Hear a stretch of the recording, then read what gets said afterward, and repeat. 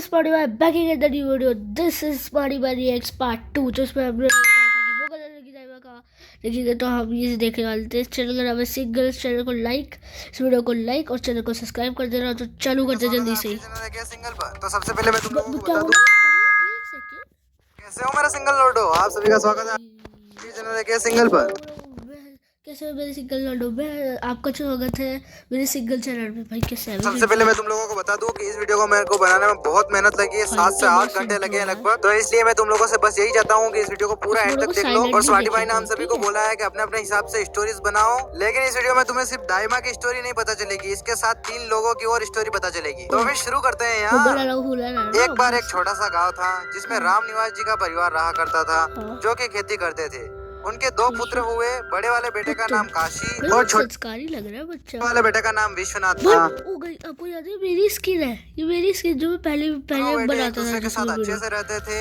ऐसे ही समय बीतता गया और इन दोनों भाइयों के बीच में दूरियां आने लगी और इसी के चलते काशी गलत संगत में पड़ गया और विश्वनाथ संस्कारवान बन गया। और इसी वजह से विश्वनाथ और काशी की बिल्कुल भी नहीं बनती थी। और इसी के साथ काशी बुरी संगत के कारण अंधेरी की दुनिया की ताकतों के पीछे चला गया। लेकिन विश्वनाथ एक अच्छा इंसान था और वो अपने माता पिता की सेवा करता और अपनी खेती को संभालता था। इसी तरह से कई साल गुजर गए और विश्वनाथ के माता पिता बूढ़े हो गए थे। और फिर कई सालों बाद विश्वनाथ का भाई उसी गांव में काशी आता है और काशी के आते ही पूरे गांव में सन्नाटा छा जाता है। मानो ऐसा लग रहा था कि पूरे गांव में मातम का माहौल है। गांव वाले काशी का ये रूप देखकर घबरा जाते हैं और काशी कहता है कि वो अपने माता पिता को लेने के लिए आए हैं क्योंकि उसको उनकी बलि देनी थी। वो क्या बोला कि वो अपने माता पिता को मिलना है उनकी बलि देने से भाई की। तो उनकी स्टार्टिंग में ऐसे हो गया था भाई, इससे वो बहुत शक्तिशाली बन जाए और सारे गाँव पर अपना राज करे, अपनी हुकूमत करे। और वहीं पर भीड़ में खड़ा विश्वनाथ ये सारी बातें सुन लेता है और वो भागकर अपने घर जाता है और वो ये सारी बातें अपने माता पिता को बताता है। तभी काशी वहाँ पर आ जाता है और उन दोनों के बीच में हाथापाई हो ही रही थी। तभी उनके माता पिता कालकंतार का रस क्या बोला को ढूंढने के लिए जाता है, लेकिन विश्वनाथ भागता ही रहता है।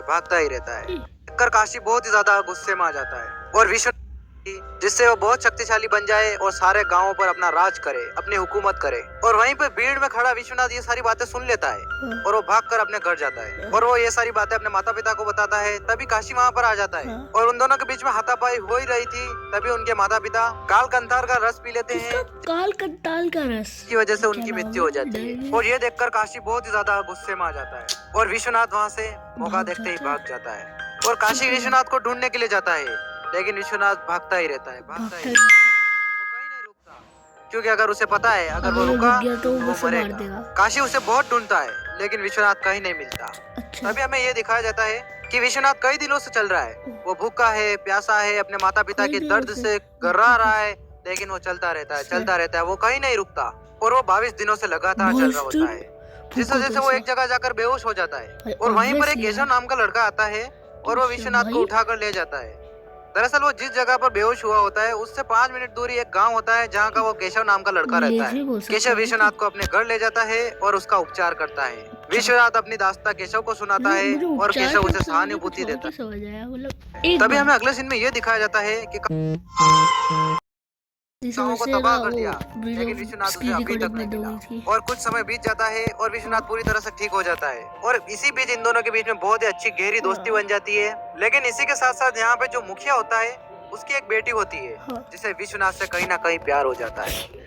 भाई यार ये बंदे बोला और वो अपने प्यार का इजहार विश्वनाथ के सामने करती है और वो मान जाता है। और यही बात वो अपने पिता मुखिया को भी बताती है, लेकिन मुखिया नहीं मानता और वो विश्वनाथ को मारने के लिए अपने लोगों को ये मुखिया लोग इतने गंदे क्यों होते हैं? पता चला कि बेटे को किसी से प्यार है उसे मार देता है। लेकिन वहाँ से मुखिया की बेटी भाग जाती है और सारी बात विश्वनाथ को बताती है। तभी वहाँ पर मुखिया के आदमी आ जाते हैं और केशव उन सभी को गुमराह कर रहा होता है, लेकिन वो उन दोनों को भागते हुए देख लेते हैं। इस वजह से कुछ आदमी केशव को बहुत मारते हैं, उसे हथमरा करते थे और बाकी के आदमी उनका पीछा करते हैं। केशव को मुखिया कोठरी में डाल देता है और वो दोनों भागते ही रहते। एक बार फिर से विश्वनाथ भाग ही रहा है और उन्हें भागते भागते शाम हो जाती है। तभी उन्हें एक डेजर्ट टेम्पल दिखता है जिसके अंदर जाकर वो आसरा लेते हैं और वहीं पर रात गुजारते हैं और वहीं पर वो एक दूसरे के साथ इंटीमेट भी हो जाते हैं। क्या इतनी बढ़िया मतलब वो चल रही थी, से क्यों बोला? फिर वो अगली सुबह अपना सफर तय करते हैं और कई दूर जाने के बाद उन्हें एक छोटा सा गांव दिखता है जहां पर वो आसरा लेते हैं और अपना घर वहीं पर बनाते हैं। फिर हमें ये दिखाया जाता है कि काशी विश्वनाथ को ढूंढ रहा है, लेकिन विश्वनाथ अभी तक काशी को नहीं मिला और इसी वजह से वो कई गांवों को तबाह कर देता है और वो किसी एक लड़की को वहाँ से उठाता है और उसके साथ शादी कर लेता है और काशी के एक बेटा पैदा होता है जिसका नाम वो भैरव रखता है और यहीं पे विश्वनाथ के भी दो बेटे होते हैं जिनका नाम वो रखता है भरत और गौरव। फिर हमें ये दिखाया जाता है कि काशी ने अपने बेटे को अपनी तरह ही बना दिया। पहले राम निवास था, फिर उसकी काशी विश्वनाथ, फिर उनके भी बेटे हुए और काशी मर चुका है और इधर विश्वनाथ की भी मृत्यु हो जाती है। काशी का बहुत मतलब 50-60 साल बाद की बात बेटा भैरव बिल्कुल काशी की तरह होता है, उसे भी अंधेरी ताकतों की शक्तियाँ चाहिए होती है, इसलिए वो अपनी माँ की बलि चढ़ा देता है। भाई यार ये सब माता पिता की बलि की चढ़ा देते हैं भाई। और वो बहुत शक्तिशाली हो जाता है जिस वजह से वो लगभग 32 गांवों पर अपनी हुकूमत करता है और एक अपना साम्राज्य खड़ा कर लेता है। इसी के साथ साथ फिर हमें ये दिखाया जाता है कि विश्वनाथ मर गया था और भरत और गौरव दोनों बड़े हो चुके हैं, लेकिन यहाँ पर भरत और गौरव के बीच में भी दूरियां आने लगती है। इस वजह से ये एक दूसरे से अलग होना चाहते हैं और जब ये बात उन दोनों की माँ को पता चलती है तो वो अपना आपा खो बैठती है और इस वजह से उसकी मृत्यु हो जाती है। और फिर भरत और बारी क्यों रहे यार, नई जनरेशन आई, पुरानी जनरेशन मर गई।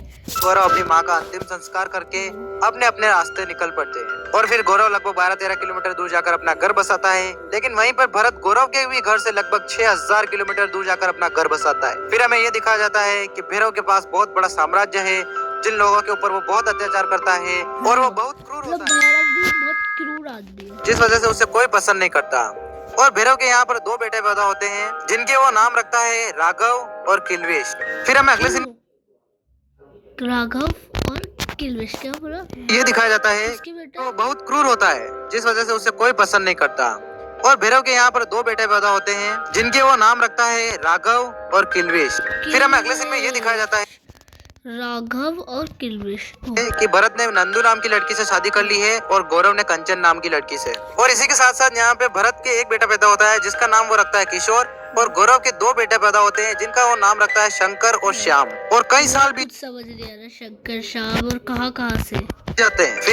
फिर हमें ये दिखाया जाता है कि राघव और किल्वेश दोनों के दोनों बड़े हो चुके हैं और वो दोनों के दोनों सभी चीजों में निपुण होते हैं और भैरव के सामने ये बड़ा सवाल था कि इन दोनों में से कौन राजा बनेगा। इसीलिए वो इन दोनों के बीच में एक प्रतियोगिता रखवाता है, लेकिन उससे पहले ही पास का राजा उनके ऊपर हमला कर देता है और इसमें भैरव की हार होती है और भैरव मारा जाता है और पूरा राज्य वो दूसरा राजा हड़प लेता है और उस राजा का नाम होता है किंग ओडिन।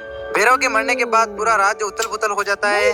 सबके बारे में बता दे कि ओडिन किल्वेश पर घोगा लड़की और राघव और किल्वेश दोनों वहाँ से भाग जाते हैं। फिर हमें दिखाया जाता है कि भरत का बेटा जो किशोर था उसके भी फिर दो बेटे होते हैं, उनका नाम होता है केशव और माधव। केशव बहुत ही बुद्धिमान होता है, उसका दिमाग बहुत शार्प होता है, जबकि माधव जो होता है वो बहुत ही नटखट होता है और उसका दिमाग थोड़े बच्चे जैसा होता है। फिर अगले सीन में हमें ये दिखाया जाता है कि जो भरत का जो भाई था गौरव वो लगभग 12-13 किलोमीटर दूर, एक का दिमाग शार्प और एक का दिमाग कम, ये ढूबड़ा जी और वो रहता था उसकी पत्नी कंचन और वो दोनों उस गांव में रहते थे और उनके दो बेटे हुए थे शंकर और श्याम। अब यहाँ पे गौरव जो था वो बुरी संगत में पड़ जाता है, नशीली दवाइयों का सेवन करने लग जाता है, रोजाना दारू पीकर अपनी पत्नी कंचन को मारता था। इस वजह से उसकी पत्नी कंचन बहुत परेशान थी, लेकिन वो कर भी क्या सकती थी। और जो इन दोनों के बेटे थे शंकर और श्याम वो भी अपने पिता की तरह गलत संगत में पड़ जाते हैं क्योंकि उनके पिता उनके ऊपर ध्यान नहीं दे पाते हैं। इस वजह से वो दोनों भाई भी बिगड़ जाते हैं और फिर धीरे धीरे वक्त बीतता है और गौरव की मृत्यु हो जाती है और शंकर और श्याम बड़े हो जाते हैं। शंकर और श्याम पास के गांव में दो लड़कियां होती है, उनके साथ वो शादी कर लेते हैं और वो भी उनके साथ बुरे कामों में साथ देती है और गलत कामों को करने की वजह से इनके परिवार के ऊपर शाप लगता है, जिनकी वजह से शंकर का बेटा पूरा का पूरा कर्ज पैदा होता है और साथ ही समझ रहे हो शंकर के बेटे के साथ ही श्याम का बेटा भी पूरा कर्ज पैदा होता है और ये दोनों भाई शापित होते हैं। एक का नाम होता है होगा लाला, दूसरा का नाम होता है हुला लाला। और यहाँ पे हमें ये भी पता चलता है कि जो गौरव की पत्नी कंचन होती है वही होगा लाला और हुला लाला की दाई माँ होती है। फिर हमें कंचन जो कुछ नहीं कर सकती थी वही इतनी मैजिक थी। इसमें ये दिखाया जाता है कि भैरव के दोनों बेटे वहाँ से भाग गए थे, जिसमें से राघव तो कभी वापस नहीं आया, लेकिन उसके कई सालों बाद किल्वेश वापस आया था। और जो किल्वेश होता है वो बहुत ही पावरफुल होता है क्योंकि उसके पास बहुत ही मायावी शक्तियाँ होती है और वो किंग ओडिन से बदला लेना चाहता है, लेकिन तभी उसे पता चलता है होगा लाला और हुला लाला के बारे में। और उसे साथ ही ये भी पता चलता है कि उन दोनों की दादी उन दोनों को ठीक करना चाहती है। और जब दाइमा अपने दोनों पोतों को ठीक करने के लिए किंग ओडिन के महल में उस छठी चीज को चोरी करने के लिए जाती है, तब किल्वेश उन्हें पकड़वा देता है और दोनों भाइयों को अपनी साइड ले लेता है। फिर हमें अगले सीन में ये दिखाया जाता है कि गौरव का जो भाई भरत होता है वो लगभग 6000 किलोमीटर दूर रहता है वहाँ से। उसके भी दो पोते होते हैं जिनका नाम होता है केशव और माधव और जो केशव है वो बहुत ही बुद्धिमान है और उसका छोटा भाई माधव वो बहुत ही नटखट है। और यहाँ पर हमें ये भी पता चल जाता है कि ये दोनों भाई प्रोफेसर और नुबड़ा जी है। अब यहाँ पर कुछ सवाल है। भाई मेरे को जैसे बस कि ये चीज चाहिए थी, मेरे को बिल्कुल समझ नहीं आता। देखो ये राम निवास जी के दो बेटे हो कि काशी और श्रीनिवास।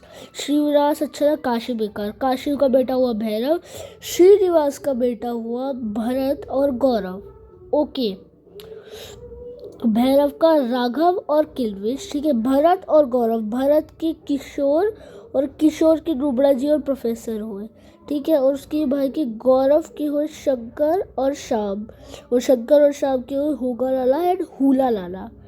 ओके, अब सारा मतलब ये दोनों भाई के भाई है, मतलब किल्विश, होगा लाला और ये प्रोफेसर नुबड़ा जी सब एक ही फैमिली के, और दाइवा भी एक ही फैमिली की है। तो वापस आ गया था, लेकिन उसका भाई राघव अभी तक कहाँ है। और जो किंग ओडिन है वो कई करोड़ों सालों के बाद आज तक कैसे जिंदा है। और जो भरत के पोते केशव और माधव, प्रोफेसर और नुबड़ा जी 6000 किलोमीटर का सफर तय करके यहाँ तक कैसे आए। और यहाँ पर एक सवाल और है, नुबड़ा जी के अंदर अगर होगालाला ने अपना डीएनए डाला, वो एंजाइम डाला, तो उसके ऊपर वो असर कैसे कर रहा है। यानी कि उन दोनों का तो डीएनए सेम होना चाहिए ना, क्योंकि होगालाला और हुलालाला के दादाजी गौरव और नुबड़ा जी और प्रोफेसर के दादाजी भरत दोनों तो भाई थे, यानी कि इनका खानदान एक है। लेकिन इसका जवाब ये है कि होगालाला और हुलालाला दोनों श्रापित थे और उनके साथ उनका डीएनए भी श्रापित है, इसलिए वो नुबड़ा जी के ऊपर असर कर रहा है। अब इस पूरी की पूरी कहानी में एक ट्विस्ट और बचा हुआ है, जो कि विश्वनाथ का जो दोस्त था केशव, जिसने उसको बचाने की कोशिश की थी, वो आज तक जिंदा है,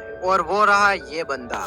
लेकिन इस बंदे को तो वो है ये बंदा ने किडनैप किया था, और अगर ये केशव है तो इतने सालों तक कैसे जिंदा है। इन सभी सवालों का खुलासा होगा नेक्स्ट एपिसोड में। लेकिन अब रुको, मैंने इतनी लंबी चौड़ी कहानी बनाई है, इसमें कुछ ना कुछ तो जरूर गड़बड़ हुई होगी, तो उसके लिए मेरे को कमेंट में बता देना, और उसके लिए सॉरी भी। और अगर स्मार्टी भाई अगर आपने गलती से इस वीडियो पर रिएक्ट कर दिया, शायद गलती से, तो आपके लिए डिस्क्रिप्शन में कुछ लिखा हुआ है, उसे जरूर पढ़िए। देखो मुझे लगता है कुछ ना कुछ तो गड़बड़ जरूर हुई होगी, तो उसके लिए प्लीज दिल से सॉरी। तो मिलते हैं अगली वीडियो में, तब तक के लिए गुड बाय। स्मार्टी भाई ने भी यही वीडियो देखी है, ठीक है।